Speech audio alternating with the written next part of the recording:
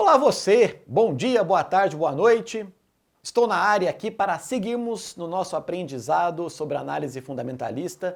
Eu sou o Prof. Giacomo Diniz, o seu professor de análise fundamentalista aqui no Trade Map. Antes de qualquer coisa, sempre fica aquele convite formal para você se inscrever no canal, se você não é inscrito ou inscrita, porque é daí aonde a coisa começa a acontecer. Também é importante lembrar que a plataforma Trade Map, ela começa gratuitamente, então mesmo na assinatura gratuita você tem muita informação disponível, fica o convite. Eu sei que a grande maioria dos investidores já está cadastrado no Trade Map, mas se não é o seu caso, venha para o lado raiz da força aqui conosco. Hoje eu peguei carona a uma notícia que saiu há umas semanas atrás, que foi o spin-off da GetNet do Santander. A GetNet, ela é a empresa de meios de pagamento do Grupo Santander e eles optaram por separar as empresas e fazer com que a GetNet fosse individualmente listada na bolsa. E nós sabemos que desse meio de pagamento, a empresa mais tradicional da B3 é a Cielo. E como você pode olhar no gráfico aqui do lado, ela vem perdendo valor há muito tempo. Então, o objetivo do nosso vídeo de hoje é compreender se o setor está ruim, por que o Grupo Santander resolveu splitar a GetNet. Roda a vinheta!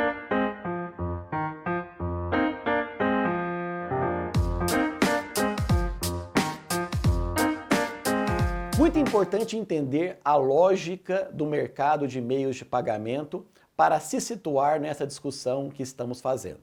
Primeiro, o setor do meio de pagamentos é um setor em franco crescimento, principalmente depois do lançamento do Pix.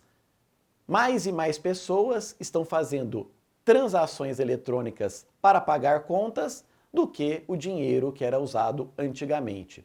Então, é um setor que está crescendo, o volume de transações aumentou brutalmente na pandemia, relacionado também ao próprio crescimento do mercado de e-commerce, e cada vez mais pessoas estão abandonando o dinheiro, estão usando cartões ou outros meios ainda mais sofisticados, entre eles o próprio Pix. Porém, apesar de ser um setor em crescimento, é um setor cuja rentabilidade caiu muito ao longo dos anos, porque houve uma queda substancial das barreiras de entrada.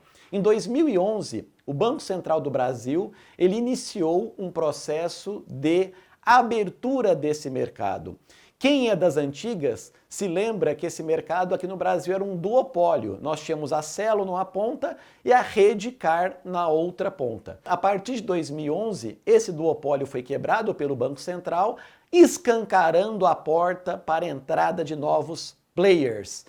E daí vários players começaram a entrar, inclusive investimentos derivados de empresas de e-commerce e de bancos digitais. Era um mercado de baixíssima concorrência, passou a ser um mercado de altíssima concorrência. Então é um mercado em crescimento, mas cuja rentabilidade diminuiu. Os grandes players, cada vez mais, têm que trabalhar a sua eficiência operacional e a inovação na forma de que faz negócio. E é aí que o caldo começa a entornar. A Cielo, como era uma empresa que participava desse duopólio, ela tinha uma estrutura não preparada para a concorrência. E o processo de adaptação dela ao novo ambiente concorrencial foi muito lento, está sendo muito lento, e nesse processo, como a gente mostrou no gráfico agora há pouco, ela perdeu muito valor de mercado, ela perdeu muita lucratividade, teve que reduzir o pagamento de dividendos, penalizando brutalmente os acionistas, principalmente quando a gente considera que essa ação em janeiro de 2018 valia R$ 22 e hoje ela vale apenas R$ 2. E a tendência de queda continua firme e forte. Então, a Cielo, ela saiu prejudicada nessa mudança mercadológica. Agora, vamos entender por que o Santander resolveu splitar, né, tirar fora, né, fazer, como dizemos tecnicamente, fazer um spin-off da GetNet, transformando ela numa empresa de capital aberto. Primeiro, a GetNet ela foi inaugurada, né, ela foi fundada em 2013.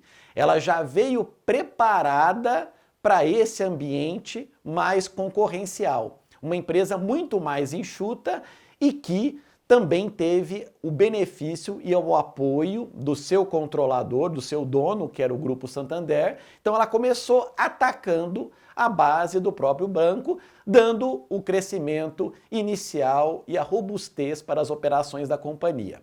E agora a meta do Santander é transformá-la numa empresa independente, inclusive seguindo os seus próprios passos na conquista de clientes independentemente do Grupo Santander.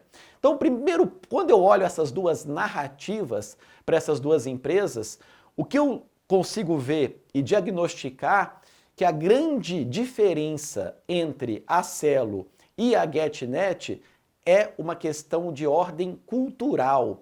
Uma empresa, ela foi criada para um ambiente ameno de concorrência, e quando o ambiente mudou e ela viu uma avalanche de concorrentes, ela entrou num ciclo de destruição de valor. Por outro lado, a GetNet, ela representa uma das líderes nessa corrida por esse mercado em ascensão, já numa estrutura muito mais enxuta e muito mais preparada para a concorrência. Quer dizer que a GetNet é o melhor investimento do mundo? A resposta é só o tempo dirá, porque a gente não pode se esquecer de que esse mercado está sofrendo forças competidoras brutais e estamos nesse momento com tanto empresas de e-commerce como bancos digitais muito bem capitalizados, capitalizando as suas empresas de meios de pagamento para poder entrar nessa briga. Isso vale dizer Amazon, vale dizer Alibaba, vale dizer Magazine Luiza, vale dizer Inter e todas as outras empresas digitais que também querem ter o seu pé solidificado no ambiente de meios de pagamento. E nessa lógica, o que você tem que fazer? Seguir acompanhando os releases da GetNet, ver como é que ela está se comportando como uma SA de capital aberto. Em paralelo, você também pode verificar as cotações, né? Que agora, como uma empresa ela está aberta, você vai ver as expectativas do mercado materializadas na própria empresa e com isso você vai ver se ela está se comportando bem ou mal dentro desse ambiente altamente competitivo. Então, só para a gente finalizar aqui o nosso vídeo, eu também queria mostrar uma materialização, né, na própria Cielo dos indicadores financeiros, dos indicadores dela, um indicador que eu uso muito para uma noção de competitividade, que é justamente o indicador de margem bruta. Como você pode ver aqui, ela tinha uma média de 69%, ou quase 70% de margem bruta nos anos anteriores ao aperto dessa concorrência, e ela já passa já há algum tempo com a margem bruta próximo de 40%. Apesar de não ser um número desprezível, perder 20 pontos de margem bruta é uma mudança estrutural de ordem mercadológica.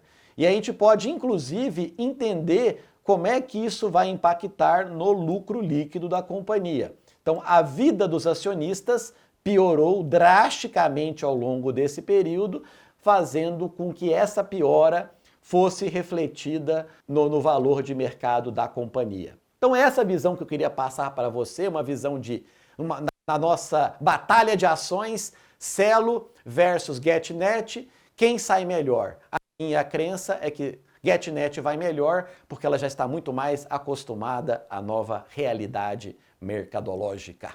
Bacana? Se você gostou desse vídeo, deixa o seu likezinho aqui para nós e também não deixe de estudar e conhecer todos esses indicadores no projeto Investidor Raiz, que é gratuito para você e que o link está aqui embaixo. Fechado? Aquele forte abraço do Prof. Giacomo.